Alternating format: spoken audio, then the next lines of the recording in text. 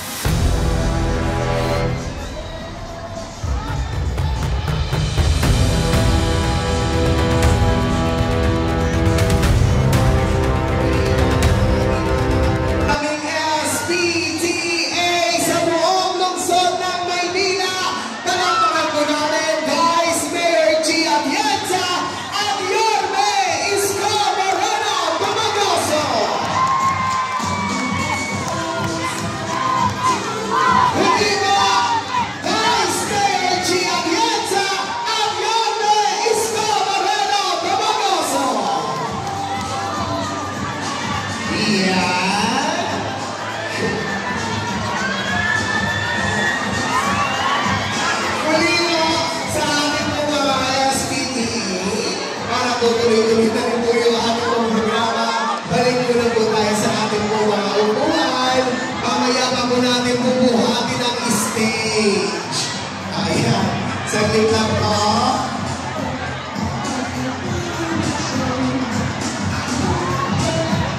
Riva! Maraming napakan po namin SPTA. Parinig nga ng isang A!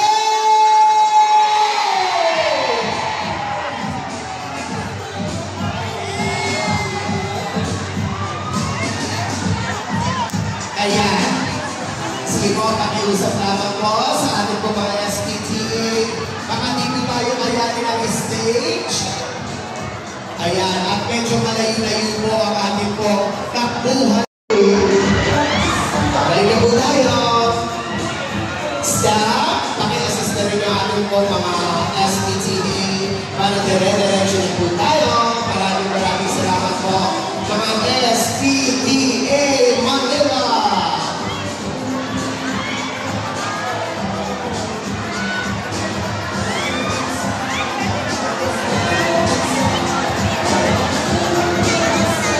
Iyan. At para po tuloy-tuloy na ang ating pong programa, mga minamahal po namin SPTA, balik po na po ulit tayo sa ating pong mga upuan. Muli po, maraming salamat po sa inyo pong mainit na pagtanggap. Subukan nga po ulit, asan po ang mga taga-District 1? Siyempre, hindi magmamatalo ang mga taga-District 2! Magiging ang mga taga-District 3! Asan po ang mga taga-District 4? Asan naman po ang mga taga-District 5?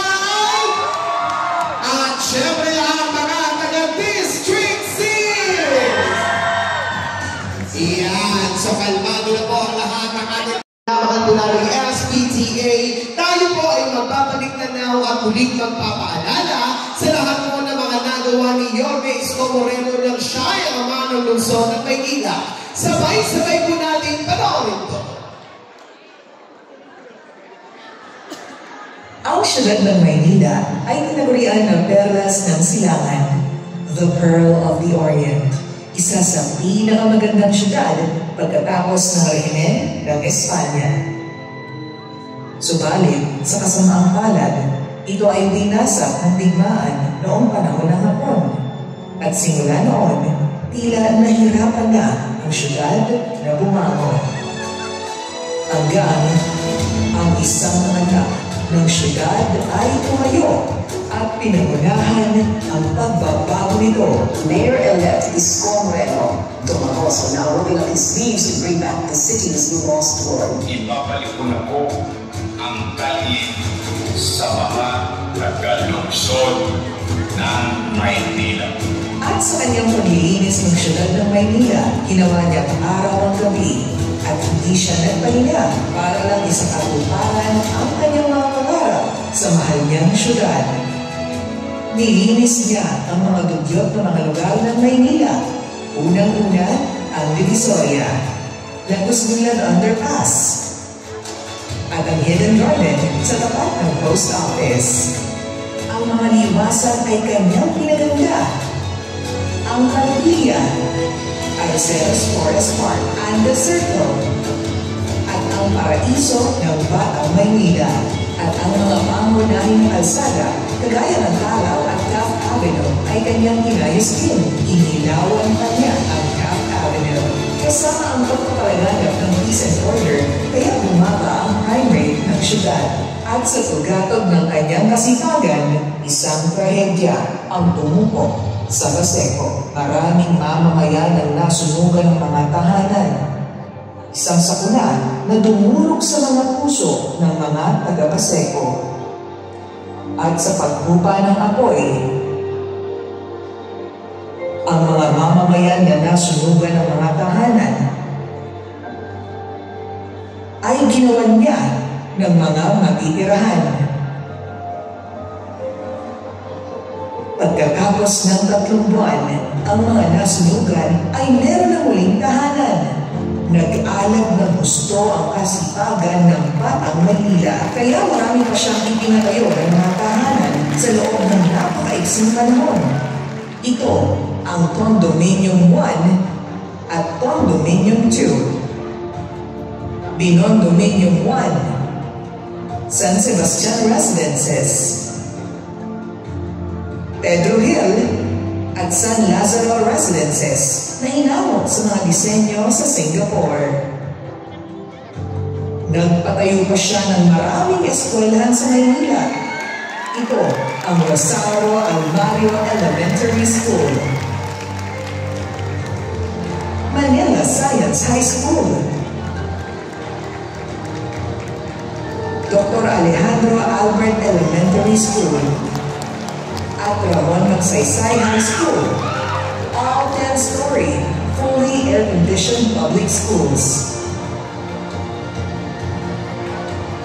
Sinundan niya ito ng mga pagamulan, kagaya ng Baseco Hospital, Hospital ng Maynila, na may mga makabagong kagamitan tulad ng CT scan, MRI machines, robotics, at dialysis center para sa mga pasyente na walang pambayad ng ospital.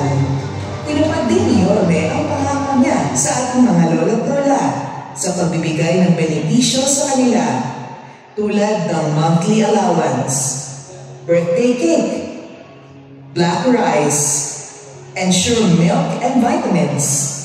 Meron pa silang regalo tuwing Kapaskuhan. Yung mga seniors na gusto pang magtrabaho, may programa din si Yorme para sa kanila. Hindi lang senior citizens ang binigyan ni Yorme ng benepisyo.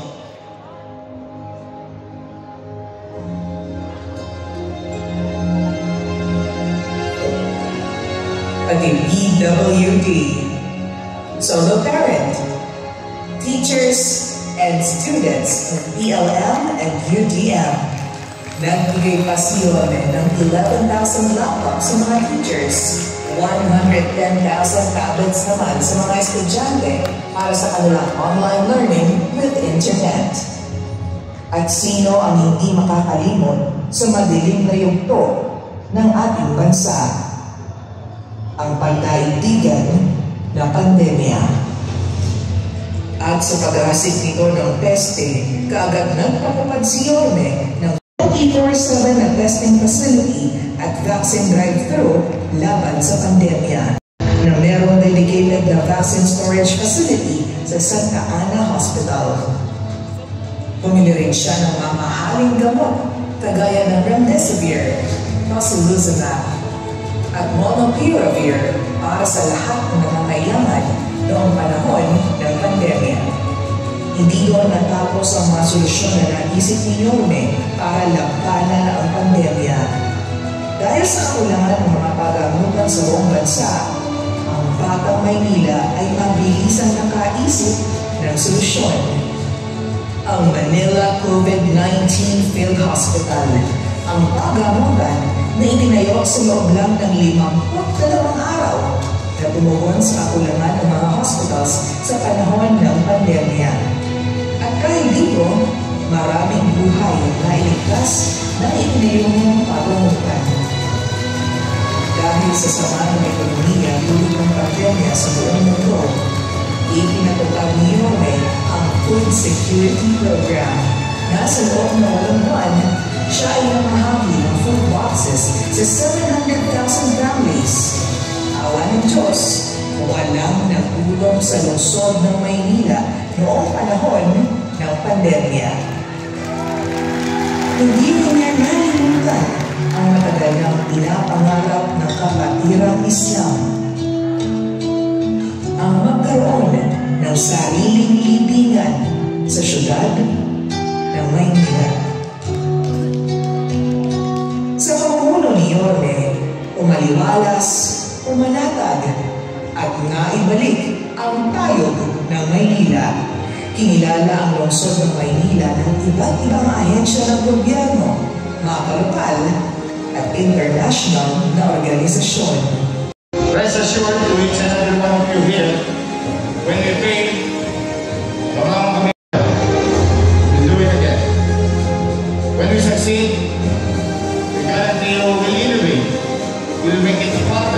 preach more. We will be with you. Nobody will be left behind. Now together, let's make Manila great again. Pabalik, Leone!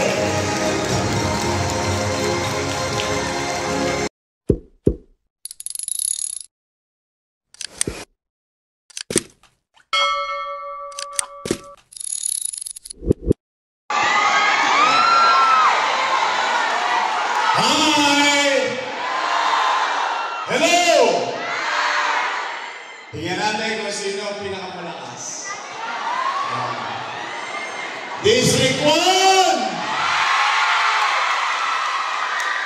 District 2! District 3! District 4! District 5! District 6! Buhay na buhay ah. Magandang hapon sa inyo lahat. Good afternoon! Nabusog ba kayo? Una, salamat sa Diyos at nakarating kayo ng ligtas. At salamat sa Diyos, nakaraos tayo noong I love you too. Nakaraos tayo noong pandemya. Ano pa sa pag-aaral ng ating mga anak. Babalik na ako, promise.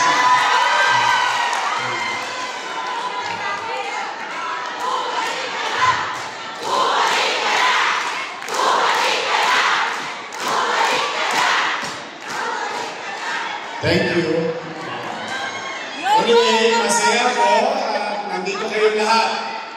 Alam ko, yung iba sa inyo, kanina may nagpa-picture sa akin, sabi, umabsent daw siya sa trabaho kay Kabayon. Thank you, ha? Nataas ka lang ako. Huwag ka mag-alala, hindi masasayang yung araw mo.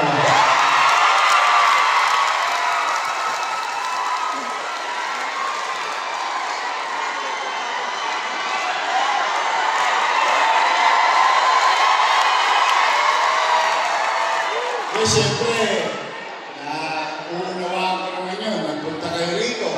May trabaho kayo. Umabsent kayo. Huwag kang mag-alala. Walang uuwing luhaan.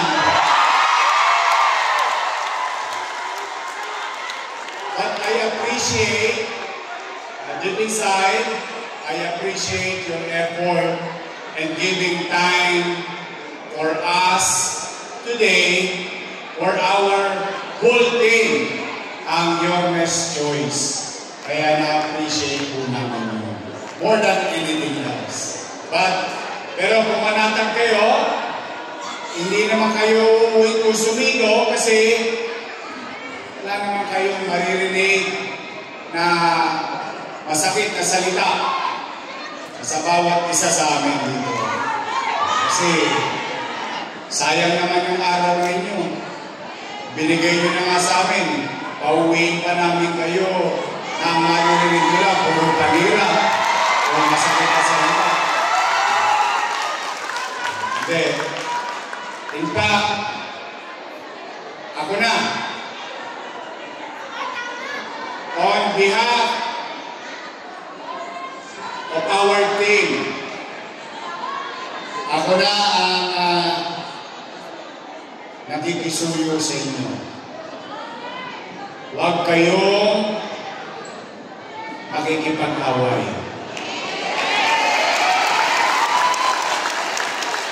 Ako na nananawagan sa inyo. Kung meron mang halaga yung pagiging alkalde ko dati ng lungsod, bilang dati niyong ama, nananawagan ako ngayon, huwag tayong magsasalita laban sa mga kalaban ko.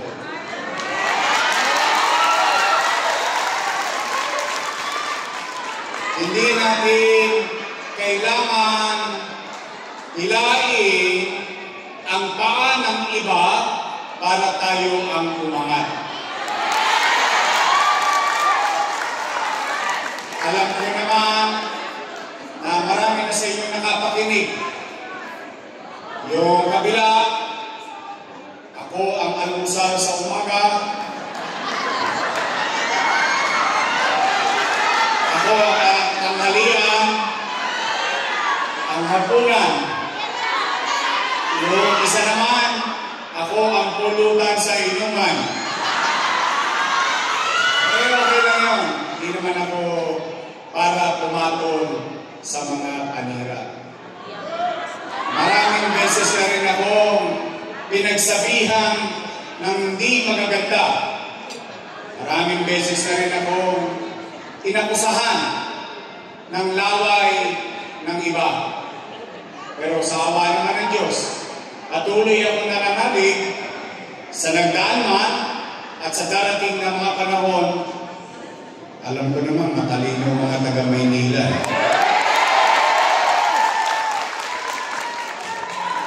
Kaya, ang pakiusap ko, huwag kayong sasagot sa mga panira nila. You don't need it. You know why? You know why I'm calling your attention with regard to those individual. May awa ang Diyos at sa tulong ng mga taga-Maynila. Halimbawa man makabalik ako bilang mayor. Ayaw kong pamunuan ang syudad na hati-hati o hiwa-hiwalay. Because at the end of the day, paghahalalan, pagkampanya, ang mga politiko, nagkakaaway. Pagtapos ng halalan, yung mga politiko, pati-pati na. Pero yung nagkasakitan ng loob, tapos ng halalan, yung magkakapitbahay, galing-galing pa rin. Tama ba? And I don't like that. Why? At the end of the day, tayo rin naman na magkikita sa finals dito sa Manila. Tama ba? So I don't want to see hate. I don't like to encourage each and every citizen na magtanim ng galit at muhi sa kapwa. Dahil katulad ng sinabi sa atin ng ating mga guro at mga magulang, kung ano ang tinanim mo, siya aanihin mo. Kaya gusto ko, pumanatag kayo. Patuloy tayong maniwala na ang mga taga-Maynila ay matatalino at alam ang nangyari sa lungsod ng Maynila. Kayo na mga leader ng kanya-kanyang paaralan, guro man o magulang, you should know better. You should know better. In fact, malamang sa hindi, lahat kayo magtataas ng kamay kapag tinanong ko kayo kung meron ba kayong anak na nag-aaral sa pampublikong paaralan. Ang sagot dyan, opo, lahat kami narito sa East-Ocean. Kaya kung kayo pinananawagan na huwag magsalita ng hindi maganda, huwag sumagot sa mga panira at huwag manira rin ng kandidato. Alam niyo bakit? Ang taong naninira kasi walang maikwentong maganda. Dahil kung ikaw ay komportable sa bagay na ginawa mo, sa bagay na pinupad mo bilang isang obligasyon sa iyong nasasakupan, panatag ang kalooban mo. Ang tanging mong gagawin ay mag-ulat. Ano ang ginawa mo para sa aming mamamayan? At yun ang bagay na dapat marinig hindi naman, hindi lang ng SPTA, kundi lahat ng mamamayan sa lungsod ng Maynila. Tama ba? Tayo naman. In fact, marami tayong kwento na may kwenta. Yes! Sample na lang. Magkaan na tayo ng kahit konti. Una, nagpandemya. Sabi ni Secretary Liling Briones, that night, nasa CPO lang ako dahil hindi ako umuwi ng bahay. 3 months, hindi ako umuwi ng bahay para sa pamilya ko. Natutulog ako sa CPO sa kasagsagan ng hirap ng tao. Ano sabi ni Secretary Liling Briones? We will continue our education for our children and we will adapt to distant learning. Tama ba? Sinabi niya yun. Napanood ko nung gabi. Anong ginawa ko immediately? Nagpatawag ako ng emergency school board meeting. Ayun. Nandoon ng SPTA, nandoon ng principal, DCS family, and your city board. Ano naging resulta? In a matter of 3 days, nakalikom ako humigit kumulang 1 bilyong piso.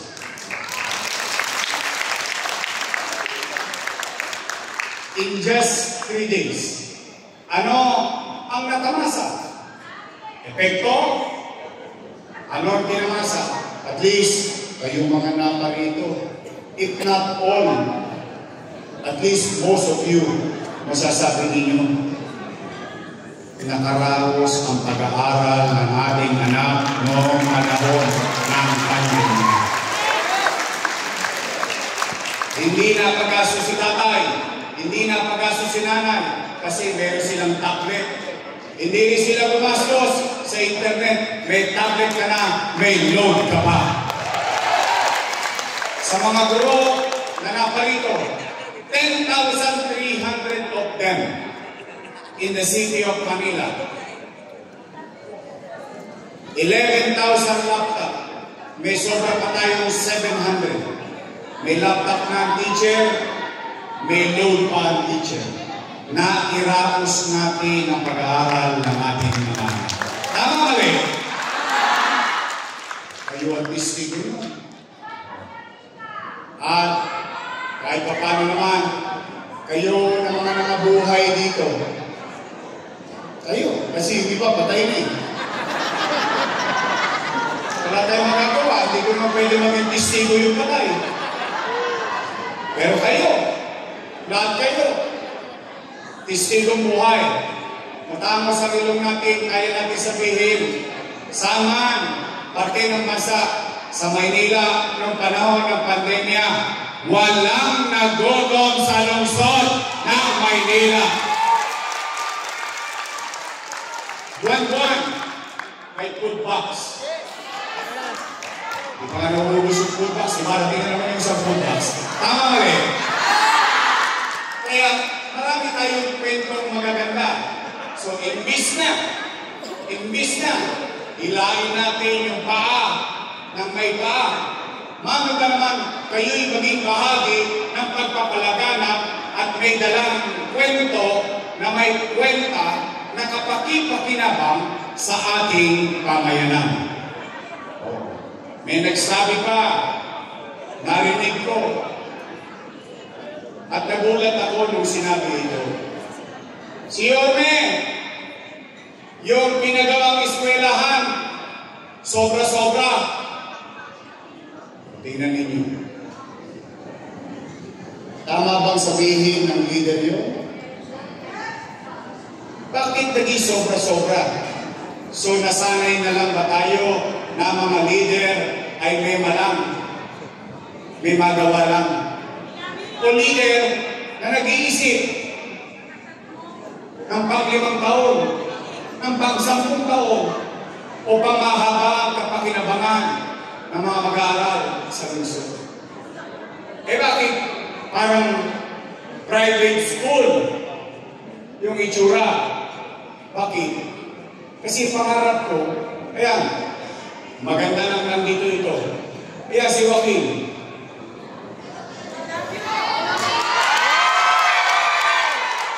Mas wapo ko yan. Sarap. Ayan si Joaquin. Sila, kasama ng mga kapatid niya. Papalag sila. Maswerte sila. Bakit? Nag-aaral sila sa pribadong eskwela. Bakit? Ipinalag na yung ama nila. Pinilit kong magkaroon sila ng maayos na paaralan. Nakamit niya. O ngayon, masama ba naman ba na ako bilang ama ng lungsod ng Maynila na maipatikin ko naman sa mga anak ninyo yung natikman ng anak ko? Ngayon ako nakarinig, sobra-sobra yung pinagawa. Opo. In fact, ang problema nga ng mga magulang ngayon sa mga panalang nabanggit, hinihingan sila ng jacket ng anak nila. O tingnan ninyo, kayo na ang humusga. Kung ang isang leader may vision, kung ang isang leader malayo ang tingin, noong araw, ang eskwela kinakancel kasi may bagyo. Tama rin? Ngayon, ang eskwela kinakancel kasi mainit. Pero naka-aircon yung 4 na eskwelahan. So, anong point natin? Akalain mo naisip yun ng pamahalaan lungsod na darating ang oras na kailangan naman mag-innovate ang public school facility ng ating mga eskwelahan? Yung ba'y sobra? Long overdue. I wanted and I dreamed of achieving the universally accepted teacher-student ratio sa loob ng classroom. Nung araw, 60 kami. 60 kami makukulit. 70 kami makukulit. Minsan sa isang classroom, 2 teacher, 2 klase. Bakit? Lack of classroom. But what I wanted is something that the private school students is enjoying. And the same thing that our children will enjoy in the next years to come in the city of Manila. Kaya ngayon, ang sabi pa, baka narinig nyo na rin ito. Si Orme, maraming utang. Narinig nyo na yun?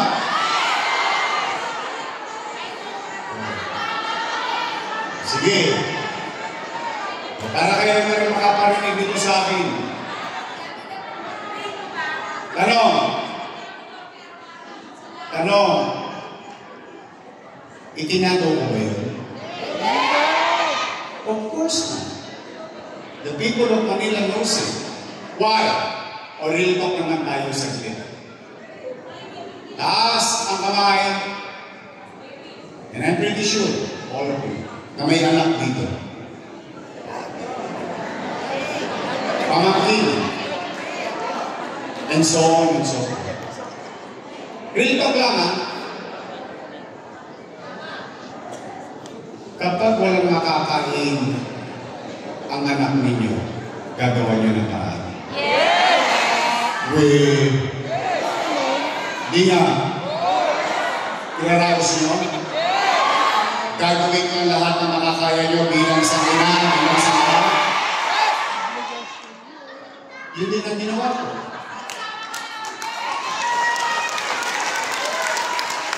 Bilang ama ng 2 milyong bibig sa lungsod ng Manila. Oh, gusto natin ng kwenta kasi may kwento. Sige, lalagyan ko lang ng konting numero. Kasi, pag nahawakan mo, mukhang maliit na bagay. Pero pag kinuwenta mo, nakalululang isipin. 700,000 families. May mga teacher dito. 700,000 families. Pagpalagay na lang natin, ang isang food box, 1,000 pesos. 700,000 times 1,000. 700 million. Tama? 700 million or 7 times 8. 8 months. 56. Pagkain pa lang. Napakaliit na food box per family. Magkano talaga? 5.6 billion piso. Tama ba rin? Ay yung kakap. 700,000 times 1,000. 700 million. Plus 5.6. 7.3 billion. Chinicha, lumabas. Ganun lang kasimple. Walang kabagay-bagay. Pero at least, kahit pa paano, walang nagutom sa Maynila.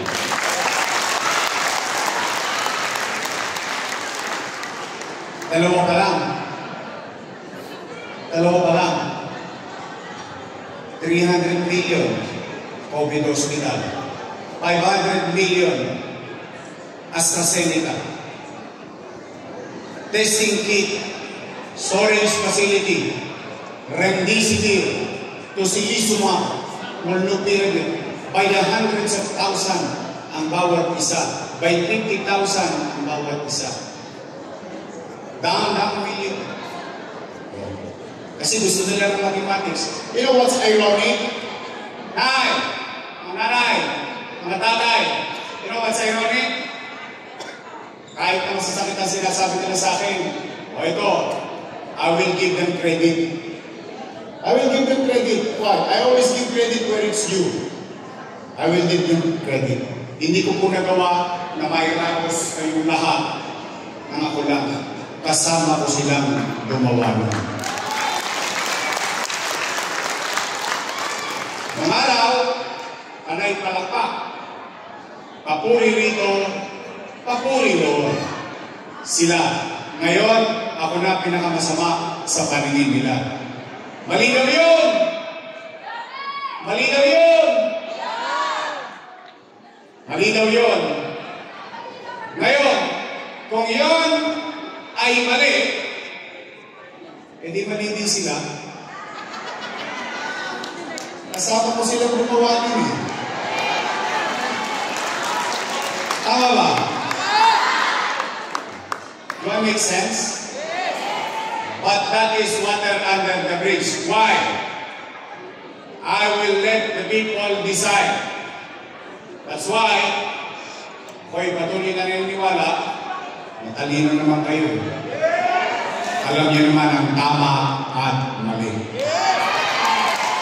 Ngayon, sinabi ko, kayo'y huwag mga awal. Magpakababang loob kayo. Bakit? Gusto niyo ba akong bumalik? Gusto niyo dumami tayo? Tahabahin ninyo ang kamay ninyo. Magpakababang loob kayo. Tahabahin ninyo ang kamay ninyo. Ituro natin sa kanila ang tamang daan. Dumami ka tayo. Why? If you believe, and if you really believe that I can do better than anybody else there in that position, then hold on to it. Anchor to it. With it. Magsama-sama tayo. Magparami tayo dito sa lungsod ng Maynila. Kaya, 47 days na lang. Handa na ba kayo? Handa na ba kayo? Sigurado kayo? Gusto niyo ba talaga tayo bumalik? Handa Galing kami. 2 days from now, magsisimula na. Magsisimula na. And I hope talagang makasama namin kayo. Ngayon, bago kayo umuwi, bukod sa nakita ninyo na mga programa, yung nakita nyo na yun, yung ginawa natin dati, itutuloy ko lang yun. On top of that, ito, kayo tatanungin ko kasi ayoko naninira, lagi lang ako nagtatanong sa tao, at inaalam ko, ang damdamin ng tao. Matanong ko lang kayo, kung hindi nyo naman nararamdaman, huwag na kayo sumagot. Kung nararamdaman ninyo, sagutin ninyo. Napapansin nyo ba? Parang dumudugyot ulit ang Maynila.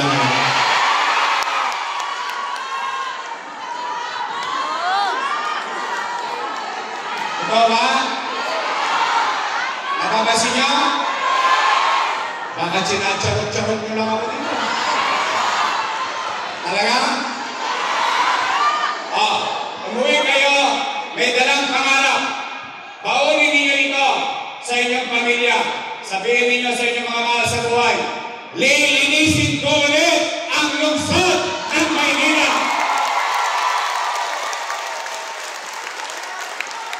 Pangalawa, tatanungin ko kayo ulit. Nararamdaman nyo ba? Parang makarami na naman ng tulongis ngayon. Kaliwat kanan ng snatching, holdapan. Parang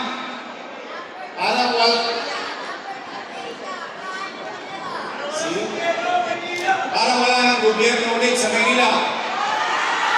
Ngayon, tanong, gusto nyo ba na maibalik na magkaroon ng gobyerno sa umaga? Sa tanghali? Sa hapon?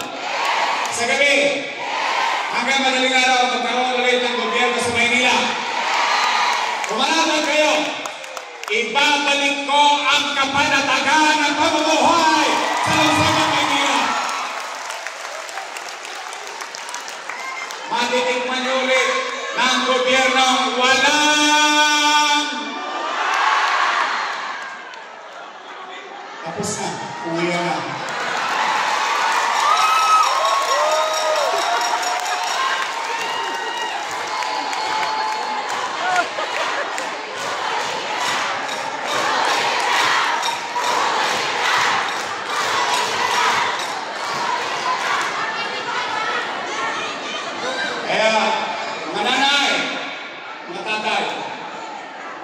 Masa kayo, kung ano ang natikman nyo dati, mauri ng gobyerno. Kung iyon ay inyong nagustuhan, ibabalik ko ulit ang ganong uri ng gobyerno. Now, pwede ba ako makiusap? Meron lang ako ipapakiusap. All those things that we have done, because I did not do it alone. Hindi naman kaya mag-isa yun. Hindi naman ako Superman. But again, despite of unnecessary words and accusations being thrown to me by my fellow colleague before, give them credit. Now, I cannot do it alone in these coming years of our lives. Because what we're gonna do, we're gonna plan the city of Manila in the next 10 years of our lives in the city. But I need people around me. Kaya pakiusap ko, pwede ba? Your best choice is green.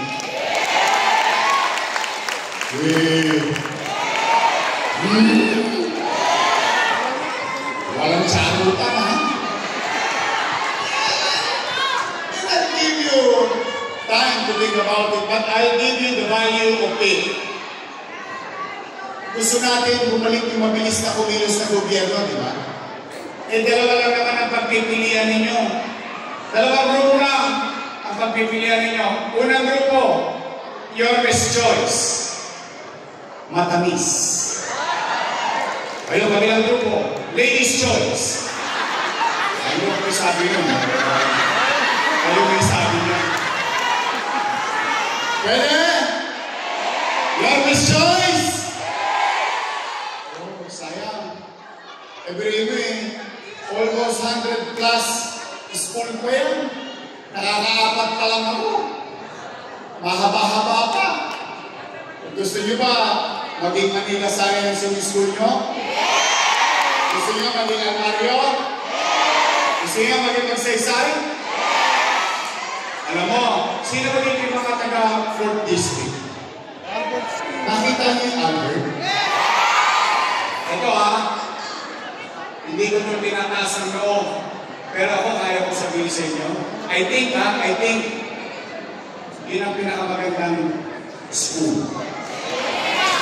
You know why? Kahit yung Sacred School, kung saan nag-aral si Joaquin, I think, wow, when I saw it done and finished, sa totoo lang, mga batang Sampalo, sa totoo lang, I think you are the best in terms of land size and structure.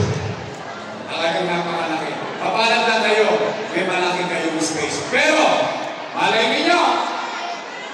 Malay nyo! Malay nyo! Malay nyo! Basta ako, hanggang kaya ko makakagawa ng paraan, we will duplicate it. Nalulungkot nga ako sa mga taga-Magsaysay. Yung 3 eskwelahan, natapos, 2 taon lang, pandemya pa. Inumpisahan ko yung Magsaysay, 5th floor, bago ako umalis.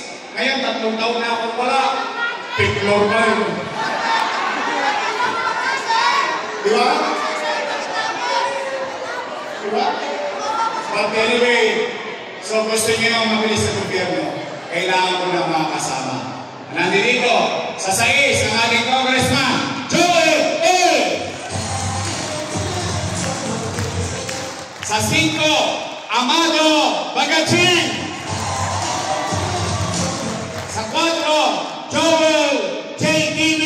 Villanueva. Sa 3rd, Apple Nieto. Sa 2nd, Carlo Lopez. Sa 1st, nako, meron ba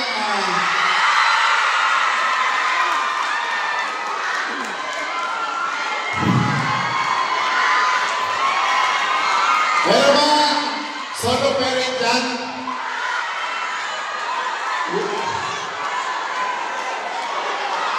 Binata pa to eh.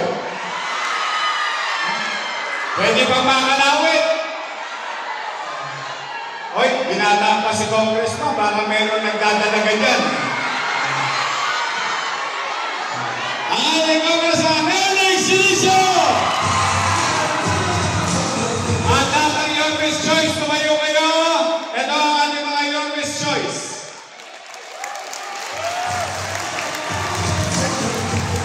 At syempre, huwag niyong kakalimutan yung partner ko. Siya, graduate ng Lasal. Talo ko po siya. Ako po'y graduate ng Ateneo. Tara, ayaw yung maniwala. Tanong niyo sa wala taga-Tondo. Ako'y graduate ng Ateneo de Tondo. Rosario Almario Elementary School. Tondo High School. Kita ninyo? Kaya, sa totoo lang in passing, I just want mistake this. I know how it feels to be a student inside public facility or school facility. I know it very well. There are some good enough, but most, I know how it feels. That's why I really wanted to give you the best facility that you can offer. Just in passing. Kasi katulad ng anak nyo, ako ay produkto ng pampublikong paaralan. 100% tulungan center sa Delpan, Almario, at Tondo High. So, kaya sa mga nanay na nandito, mga tatay na nakikinig, or tsahin, huwag niyong susukuan ng mga anak ninyo. Abay, bakit? Nangyari sa akin eh. Hindi pwede rin mangyari sa mga anak ninyo. Tama ba? Posible? Naman. Kaya, your best choice. So, sa inyo muli, sa mga nanay, sa mga tatay, I love you. Hanapin ito. Maraming salamat sa oras niyo. Loobin nawa ng Diyos at sa tulong niyo, nakabalik tayo. Isama ninyo si Chi Atienza bilang partner ko. At samahan niyo kami ng buong Your Best Choice ni Chi Atienza, because we cannot just do this on our own, but together, all of us here, we can make Manila great again. Magandang araw! Pagpalain naman kayo ng buong Megabang Manila! Partners, thank you!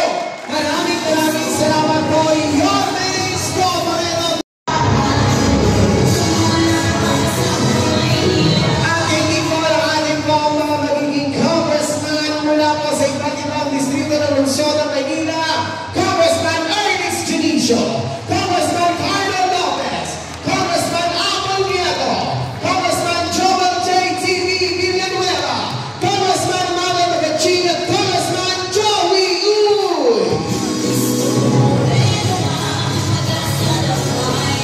At hindi po ang ating po mga magiging kagabay at boses natin sa konseho, ang ating po mga konsehal mula po sa pag-usapan po natin ang paalala ay manatili na mula po kayo nakaupo sa ating po mga upuan at ang ating po mga staff at siyang lalapit po sa inyo upang gabayan po kayo sa isang maayos na paglabas sa ating po venue.